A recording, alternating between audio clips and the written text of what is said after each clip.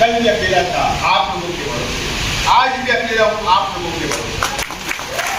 बैसाखी की जरूरत नहीं। आजकल तो मुफ्ती साहब को बैसाखी के साथ वाकई की भी जरूरत पड़ रही है।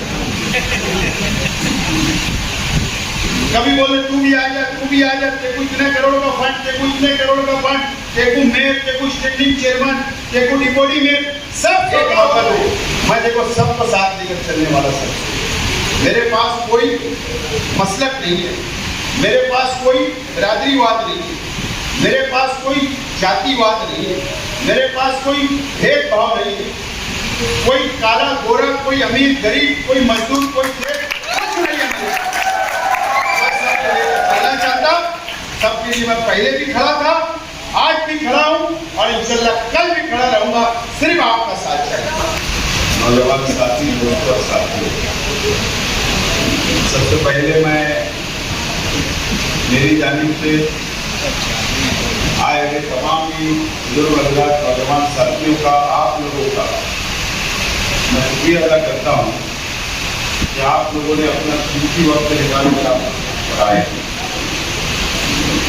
और साबिर बाबा, मुझे परिवार का, मुझे साथियों का भी शुक्रिया अदा करता हूँ कि इस मीटिंग को कामयाब बनाने के लिए बहुत मेहनत की, जदोजहद की और आप लोगों को दावतनामा दी और आप लोग यहाँ पर आए। मैं आप लोगों को, मुझे परिवार का भी बहुत बहुत शुक्रिया अदा करता हूँ।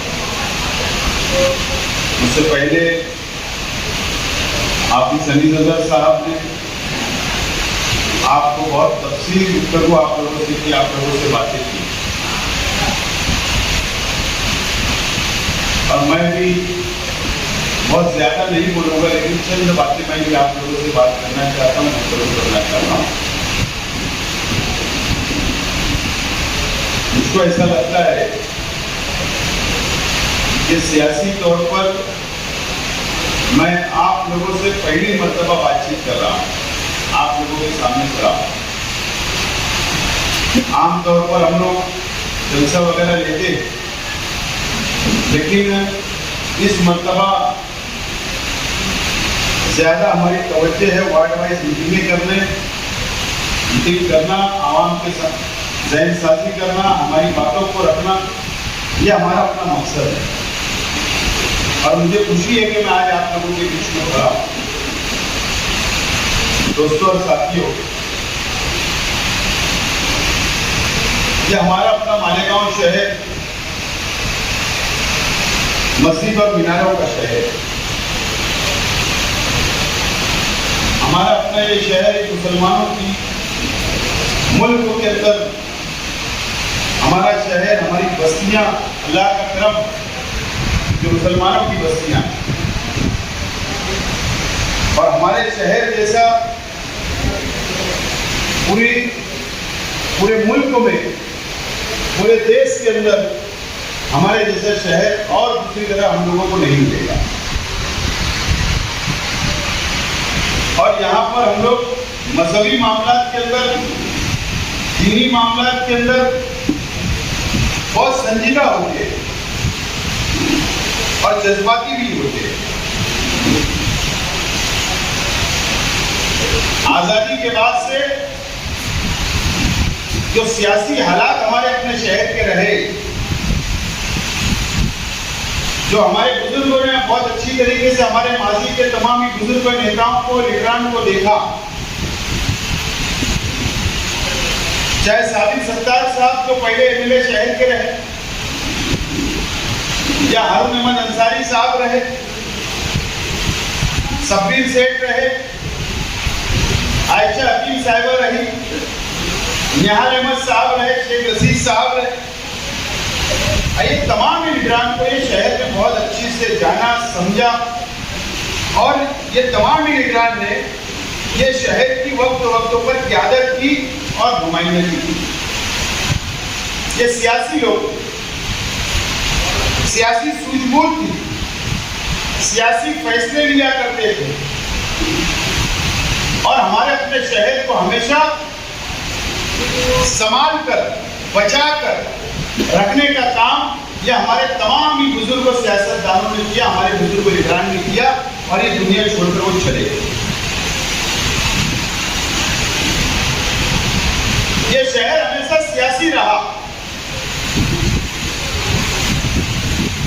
लेकिन 2007 जिस वक्त ये शहर के अंदर तीसरे मास की बुनियाद डाली गई, एक मजहबी शख्स, एक मुफ्ती साहब, एक आलिम, वो सियासत में उन्होंने कदम रखा और उनका मुकाबला सियासी लोगों से रहा। एक तरफ मजहबी क़यादत, एक तरफ सियासी क़यादत। हमेशा वो 2007 से आज तक यही मुकाबला इस शहर में देखा है। शहर के एमएलए साहब बहुत चालाक थे। जब 2007 में इन्होंने सियासी तौर पर कदम रखा तो उस वक्त ये शहर की नब्ज उन्होंने पकड़ा कि ये शहर की आवाम को मैं जज्बात से खेल सकता हूं। ये शहर मजहबी शहर है, ये शहर मस्जिद और मीनारों का शहर है। यहाँ पर मजहबी लोग रहते हैं, यहाँ बहुत बड़ी मुसलमानों की बस्ती है और बहुत जज्बाती मुसलमान है। तो इन्होंने तीसरे मास की बुनियाद रखी। उस वक्त शहर के अंदर 2 लीडर और थे, शेख रशीद साहब और निहाल अहमद साहब। एक्टिव सियासत में थे, सियासत वो करते रहे, एक दूसरे से इलेक्शन लड़ा, एक दूसरे से हारे, लेकिन सियासी तौर पर वो लीडर रहे शहर के। उस वक्त मुफ्ती मोहम्मद इस्माइल कासमी साहब ने तीसरे मास की बुनियाद ये शहर के आवाम के सामने, शहर के आवाम से ये कहा कि निहाल अहमद साहब भी सियासी है और नाकाम हो गए, और शेख रशीद साहब भी सियासी है, नाकाम हो गए। इन्होंने शहर का कोई दौलत, कोई विकास, कोई तामीरी काम नहीं किया और इसके लिए हमें तीसरी क़यादत की जरूरत ये शहर के अंदर है। और उन्होंने सियासत के अंदर शहर के आवाम उनकी बातों में कैसे आई, आपको सोचना है, समझना और फैसला करना। यहां मेरे अपने बुजुर्ग बैठे हुए हैं। उस वक्त शहर की आवाम से क्या वादे किए गए थे, क्या वादे किए गए थे? आप मुझे बताओ, वादा जो किया गया था वो क्या किया गया था? हजरत उमर फारूक रज़ी अल्लाह ताला अन्हु की उस दौर के अंदर जो खिलाफत चलती थी, उस तरीके पर हम लोग सियासत करेंगे। ये वादा उस वक्त के तीसरे मास के मैनिफेस्टो में था। याद करो वो दिन, ये वादा सबसे पहला उन्होंने तीसरे मास की बुनियाद डालने के वक्त हमारी शहर के आवाम ने लब्बैक कहा, उनकी बातों को माना कि एक मुफ्ती साहब हमसे वादा कर रहे हैं, वो मजहबी शख्स है और इस्लाम की तर्ज के ऊपर वो ये शहर के अंदर सियासत करेंगे, नुमाइंदगी करेंगे, हमारी खिदमत करेंगे। ये शहर के आवाम ने माना, उनकी बातों को कबूल किया और ऊपर तीसरा महल जब बना तो उस वक्त और वादे किए गए। ये वादे किए गए कि हम टीचर हजरात जो है, टीचर को कॉर्पोरेशन का टिकट देंगे, ये भी वादा किया है। क्या मेरे बहुत नौजवान साथी है, वो उस वक्त बहुत छोटे हो गए।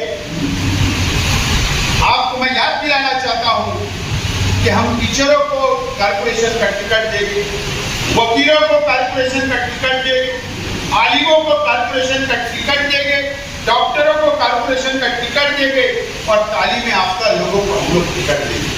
ये भी वादा शहर के अवाम से उस वक्त किया गया था। और क्या वादा किया गया था कि बैतुल माल की हिफाजत करेंगे। क्या वादा किया गया था कि बैतुल माल की हिफाजत करेंगे। ये भी वादा शहर के आवाम से किया गया था। उस वक्त हम कॉर्पोरेशन को फंड बोलते थे, बजट बोलते थे, आवामी खजाना बोलते थे, लेकिन उन्होंने कितना जुमला बेहतरीन निकाला कि बैतुल माल की हिफाजत करेंगे। बैतुल माल उस वक्त भी तो हमारे हजरत उमर फारूक रज़ियल्लाहु ताला अन्हु वो बैतुल माल की हिफाजत किया करें। उन्होंने कहा कि हम भी कारपोरेशन के अंदर जो माल पड़ा हुआ है वो बैतुल माल है, हम उसकी हिफाजत करेंगे। शहर के आवाम ने उनकी बातों को माना और क्या वादा किया, क्या वादा और किया कि हम टक्केवारी नहीं लेंगे, कमीशन खोरी नहीं करेंगे और ठेकेदारी नहीं करेंगे। ये वादा भी शहर की आवाम से किया गया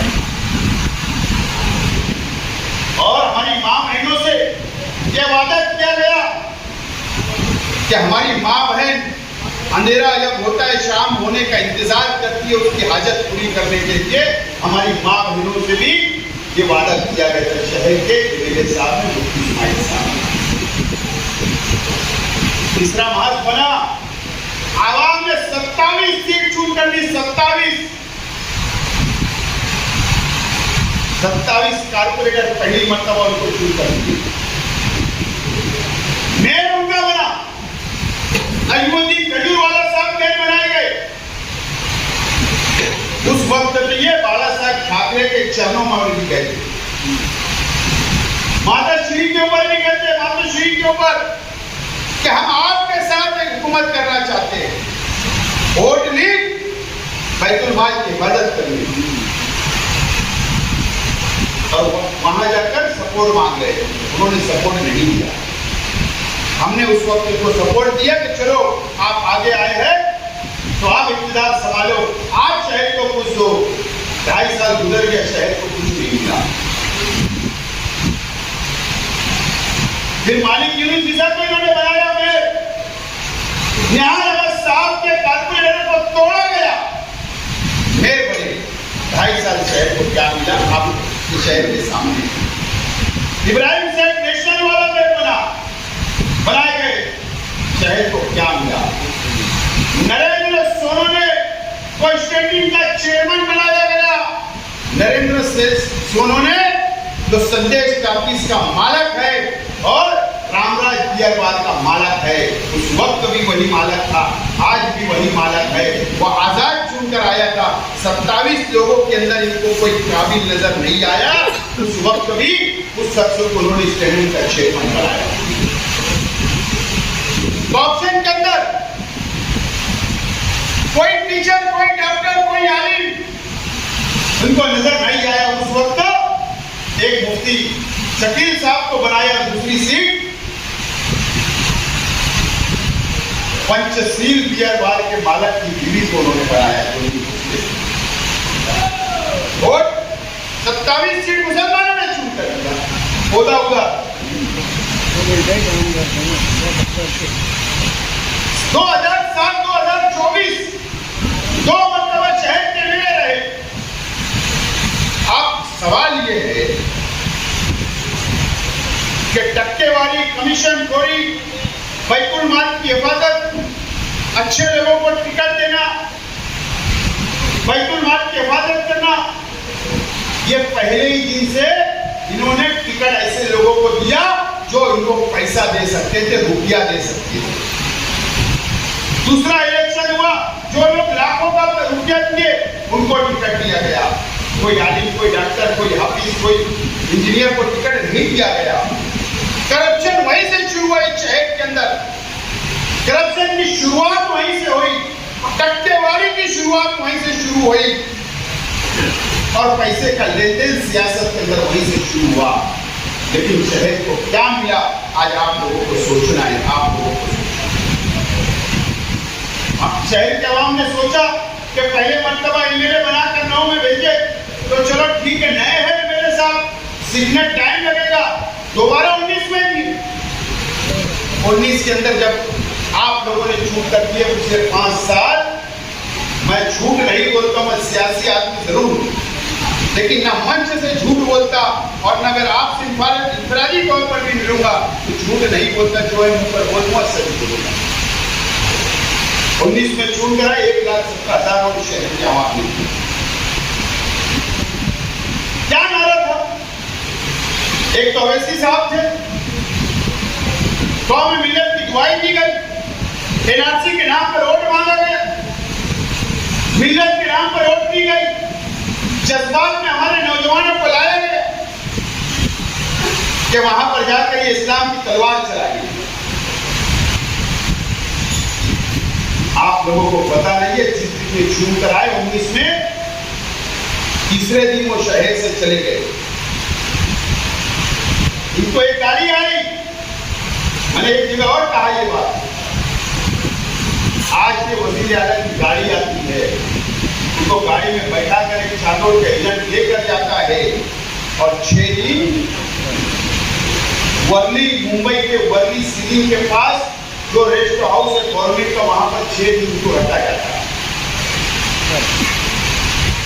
एक दिन खाने के होटल में रखा जाता है और उस वक्त इनको गैर जानिबदार कहने का करोड़ों रुपया इनको मिला, करोड़ों रुपया इनको मिला। उस वक्त ये कांग्रेस राष्ट्रवादी के साथ, सेकुलर पार्टी के साथ नहीं थे। ये पूरा 5 साल कभी भी इन्होंने सेकुलर पार्टियों का साथ नहीं दिया। एमएलसी का चुनाव हो, राज्यसभा का चुनाव हो, करोड़ों रुपया दिए, गैर जानिब नहीं रहे। कभी बीजेपी शिवसेना के खिलाफ में इन्होंने सरकार बनाने के वक्त भी खिलाफ वोट नहीं दिया, हमेशा हिमायत के ये 5 साल रहे।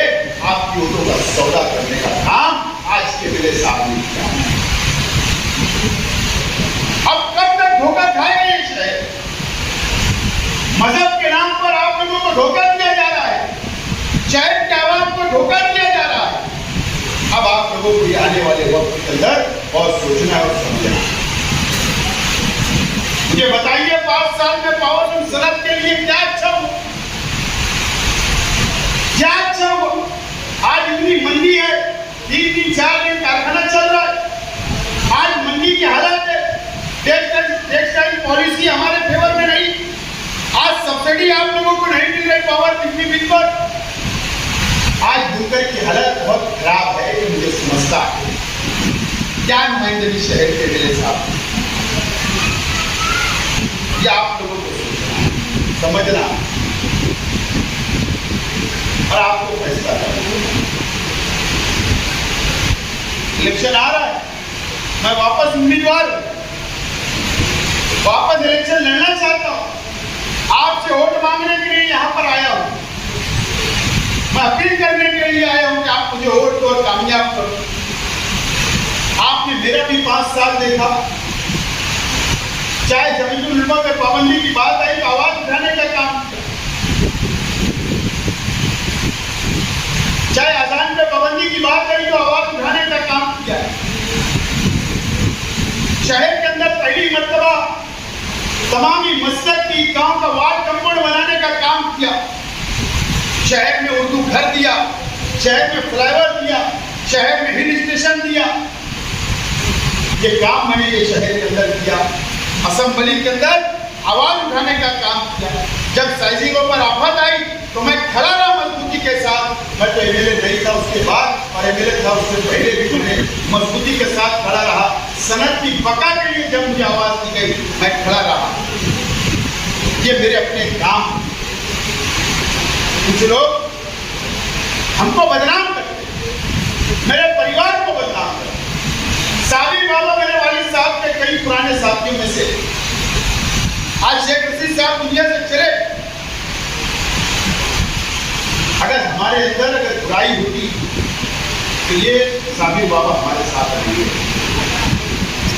कोई इनको आस नहीं है हमसे, सिर्फ मोहब्बत। हमारे अंदर कोई अच्छाई उन्होंने देखी। मेरा सवाल आप लोगों से, मुझे बताइए, क्या हमारे परिवार ने कभी आपके कारखाने पे कब्जा किया? क्या कोई बुनकरों को लाकर हमने खंडनी वसूली की? क्या कोई हफ्ता वसूली की? शहर के अंदर एक आदमी ने आके खड़े रह के बताना कि मेरे परिवार ने आप लोगों के साथ जुल्म किया, गरीबों के साथ जुल्म किया, बुनकरों के साथ जुल्म किया, मजदूरों के साथ जुल्म किया। एक कोई शख्स नहीं बता सकता।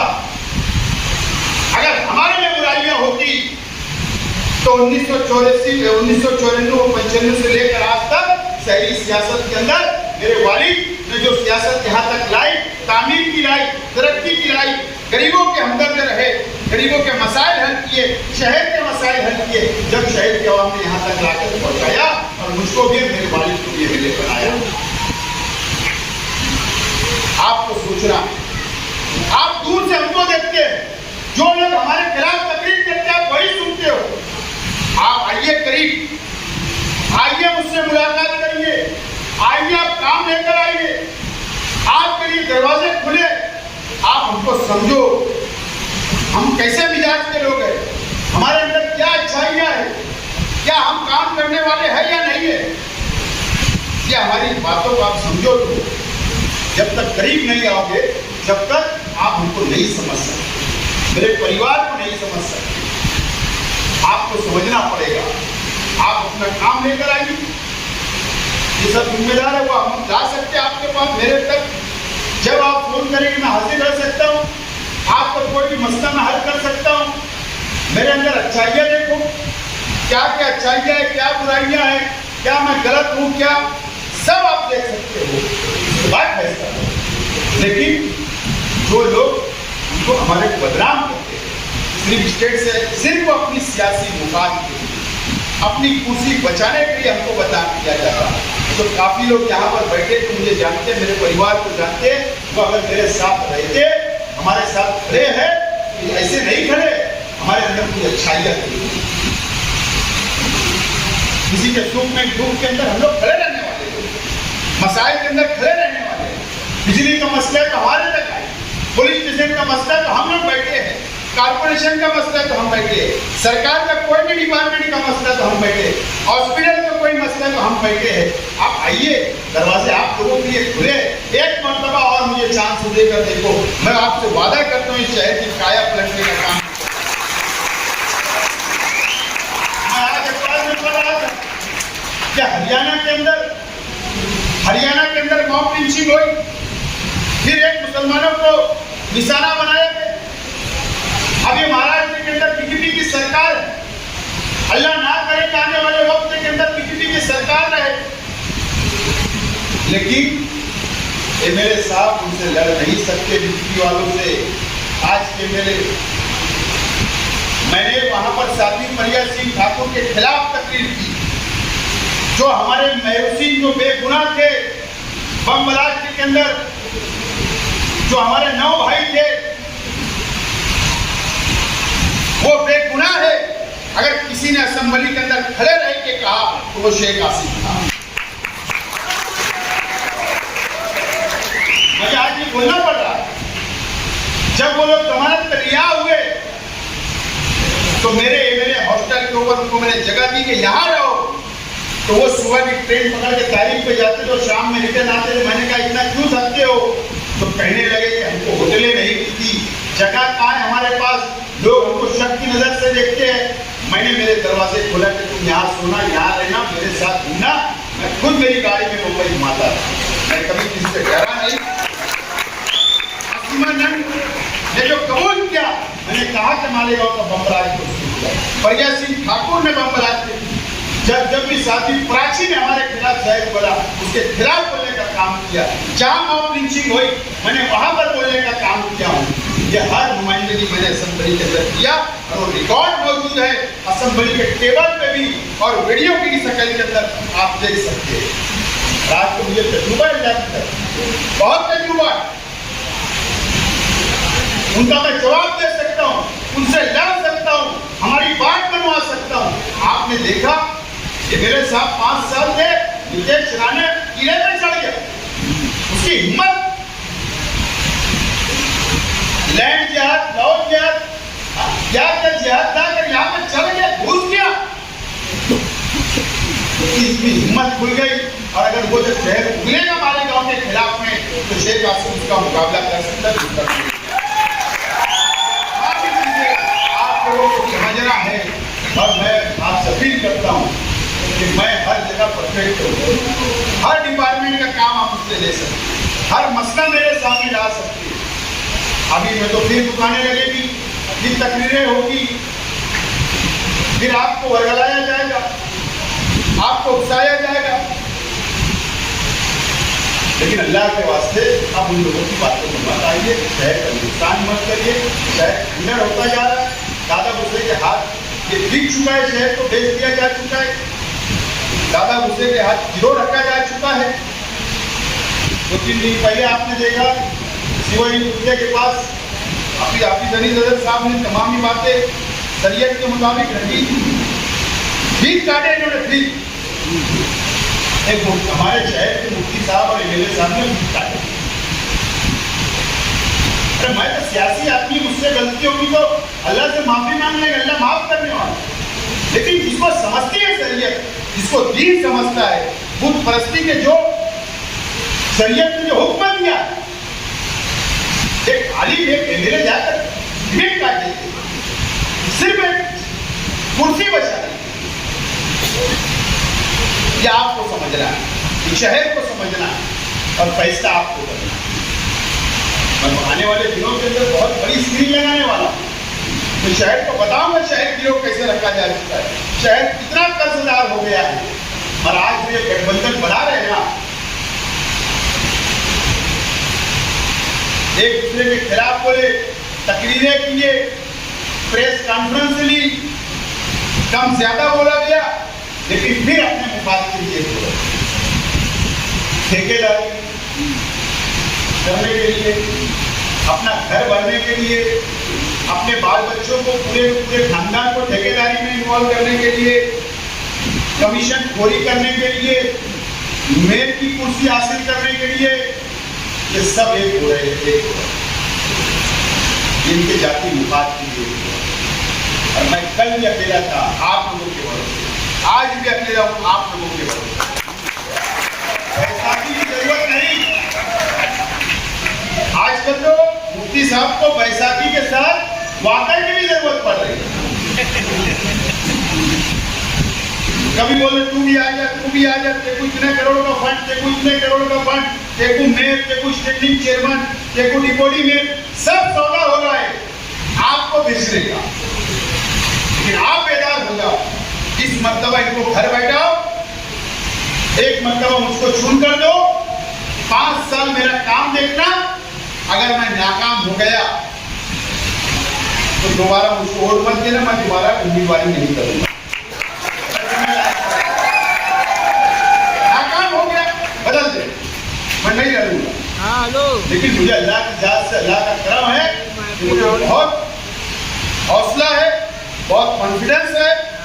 मैं इन सरकार के खिलाफ लड़ सकता हूँ, ताकत से लड़ सकता हूँ, बोल सकता हूँ, मराठी में भी बोल सकता हूँ, मराठी में भी तकरीर कर सकता हूँ, मराठी समझ भी सकता हूँ। जो असेंबली हाउस में चलती है वो सब कर सकता हूँ। नुकसान किसका होता है? शहर का होता है। अगर नुमाइंदा नहीं बोला तो शहर को कुछ मिलता नहीं, आफत आती है, डिमांड करना पड़ता, आवाज उठाना पड़ता, यहाँ का दर्द तो वहाँ बयान करना पड़ता, जब जाकर कुछ मिलता। उन्होंने कुछ किया नहीं, सिर्फ यूट्यूब पे बयान देना, यही काम इन्होंने किया।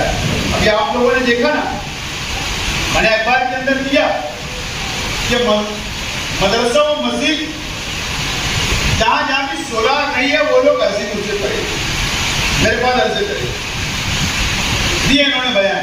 ऐसा कोई कानून नहीं है कि सोलार मस्जिद और मदरसों पे फिट होगा। मैं खामोश हूँ, मैं खामोश हूँ। मैं ये बताने वाला हूँ ये शहर को कि कानून किसको बोले, बताने वाला हूँ कानून किसको समझता है। आज के एमएलए को कि शेख आसिफ, मैं बताऊँ थोड़ा सी तुम अगर एक शेख आसिफ हो या शेख आसिफ की जगह कोई भी एक शख्स हो, अगर हुकूमत से अगर फायदा करवा रहा शहर का, मस्जिद का, मदरसे का, ईदगाहों का फायदा करा रहा, तो आप रुकावट क्यों बनते? अरे मैदान तो तुम्हारे लिए, तुम आज भी एमएलए हो, तुमने तो खुल कर बोलना था कि ठीक है शेख आसिफ कम करेगा, मैं ज्यादा करके बताऊं। शुरू कर, ये कौन सा तरीका है? हजरत उमर फारूक वाला तरीका ये था क्या? ठीक बात, क्या आप लोगों को समझना है? शहर को संजीदगी से सोचो, समझो। बोले तू भी आ जा, तू भी आ जा, तेको इतने करोड़ का फंड, तेको इतने करोड़ का फंड, तेको मेयर, तेको स्टैंडिंग चेयरमैन, तेको डिप्टी मेयर, सब सौदा हो रहा है आपको बेचने का। लेकिन आप बेदार हो जाओ, इस मर्तबा इनको घर बैठाओ, एक मर्तबा मुझको चुन कर दो, 5 साल मेरा काम देखना, अगर मैं नाकाम हो गया तो दोबारा मुझको वोट मत देना, मैं दोबारा उम्मीदवारी नहीं करूंगा। नाकाम हो गया बदल दे, मैं नहीं लड़ूंगा। लेकिन मुझे अल्लाह की जात से, अल्लाह का करम है, मुझे बहुत हौसला है, बहुत कॉन्फिडेंस है, मैं इन सरकार के खिलाफ लड़ सकता हूँ, ताकत से लड़ सकता हूँ, बोल सकता हूँ, मराठी में भी बोल सकता हूँ, मराठी में भी तकरीर कर सकता हूँ, मराठी समझ भी सकता हूँ। जो असेंबली हाउस में चलती है मैं सब कर सकता हूँ। नुकसान किसका होता है? शहर का होता है। अगर नुमाइंदा नहीं बोला तो शहर को कुछ मिलता नहीं, आफत आती है, डिमांड करना पड़ता, आवाज उठाना पड़ता, यहाँ का दर्द तो वहाँ बयान करना पड़ता, जब जाकर कुछ मिलता। उन्होंने कुछ किया नहीं, सिर्फ यूट्यूब पे बयान देना, यही काम उन्होंने किया। अभी आप लोगों ने देखा ना, मैंने अखबार के अंदर दिया कि मदरसा और मस्जिद जहाँ जहाँ भी सोलार नहीं है वो लोग अर्जी मुझसे करेंगे, मेरे पास अर्जी करेंगे, दिए इन्होंने बयान। ऐसा कोई कानून नहीं है कि सोलार मस्जिद और मदरसों पे फिट होगा। मैं खामोश हूँ, मैं खामोश हूँ। मैं ये बताने वाला हूँ ये शहर को कि कानून किसको बोले, बताने वाला हूँ कानून किसको समझता है। आज के एमएलए को कि शेख आसिफ को मैं बताऊंगा थोड़ा सी। तुम अगर एक शेख आसिफ हो या शेख आसिफ की जगह कोई भी एक शख्स हो, अगर हुकूमत से अगर फायदा करवा रहा शहर का, मस्जिद का, मदरसे का, ईदगाहों का फायदा करा रहा, तो आप रुकावट क्यों बनते? अरे मैदान तो तुम्हारे लिए, तुम आज भी एमएलए हो, तुमने तो खुलकर बोलना था कि ठीक है शेख आसिफ कम करेगा, मैं ज्यादा करके बताऊंगा। शुरू कर, ये कौन सा तरीका है? हजरत उमर फारूक वाला तरीका ये था क्या? जी बात, या आप लोगों को समझना है शहर को, संजीदगी से सोचो, समझो, एक मौका दो।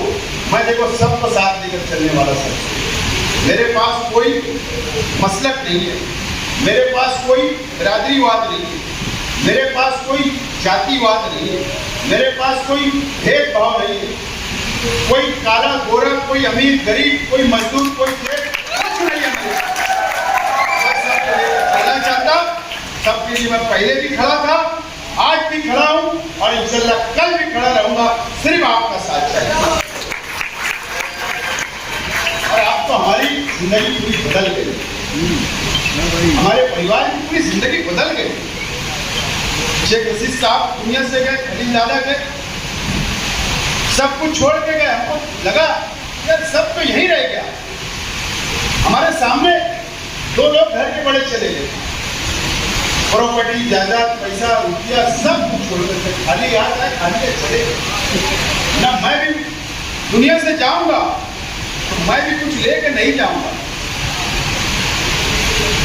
हमने परिवार में बैठकर संजीदगी से फैसला किया है कि गरीबों का काम, गरीबों की मदद, दीनी काम, मजहबी काम, बढ़ चढ़कर हिस्सा लेना, ये हमने फैसला किया। और जो कुछ यहाँ कमाने यहीं बर्बाद कर दो, यहीं लुटा दो, गरीबों में मदद करो, गरीबों, तो सब हमने सीखा है। और शेख रशीद साहब हमेशा करते हैं, हम लोग उसको आगे बढ़ाते हैं। ये अल्लाह का करम है, जेब में हाथ डालने वाले लोग हैं, उनकी पंखड़ी लेने वाले लोग हैं, मुसीबत में खड़े रहने वाले लोग हैं। हम शहर के अंदर कोई दूसरा शख्स हो तो बताओ, कोई नहीं, उसके लिए जिगर लगता है। अल्लाह ताला सबको नहीं देता, अल्लाह का शुक्र है कि अल्लाह ताला ने मेरे परिवार को इतना बड़ा जिगर दिया और दीदार बनाया। अल्लाह का शुक्र है, बार बार मैं शुक्र अदा करता हूँ। तो आप तमाम लोगों से, मैं सब नए लोग मुझे ज़्यादा कीजिए, मेरे करीब आइए, समझिए, मेरी जानकारी लीजिए।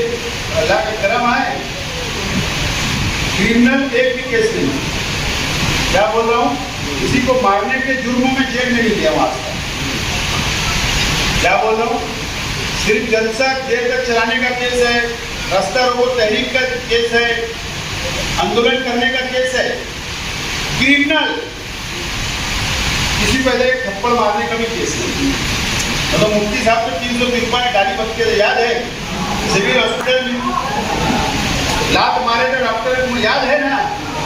353 का केस है, राइट का गुना है, क्रिमिनल ऑफेंस है उनके ऊपर। मुस्तकिम डिग्री भी तो बोला ना मैं सबसे बड़ा गुंडा हूँ, अब उसके बारे में क्या बोलना है? उसके ऊपर भी केसेस है। मेरे भाई बाजू में तुम्हारी स्क्वाड का मेंबर एक साहब के ऊपर भी केसेस है। सबसे अच्छा उम्मीदवार मैं, उम्मीदवार मैं, ये बात ध्यान रखो। तो साफ सुथरा होना ना उम्मीदवार, ये तमाम चीजें आपको समझना है, सोचना है और फैसला करना। मुझे उम्मीद है इस मर्तबा कि आप लोग मेरा साथ देंगे और तारीख लिख दो, 5 साल का मौका दो। मैं आज़ाद उम्मीदवार इलेक्शन लड़ूंगा, लेकिन अभी मैं थोड़ा सी 1% थोड़ा सी इधर उधर हूँ, लेकिन मास्टर स्ट्रोक मारूंगा जब। अभी भी कुछ लोग हमारे हजरत के कुछ लोग व्हाट्सएप पे लिख रहे मास्टर स्ट्रोक फेल हो गया। क्या बोले? Master stroke fail. बोले वो इनके अम्मा आंसू में बह गए, कुछ लिख रहे। अबे बेवकूफ, वो अभी शेख आसिफ को पहचाने ही का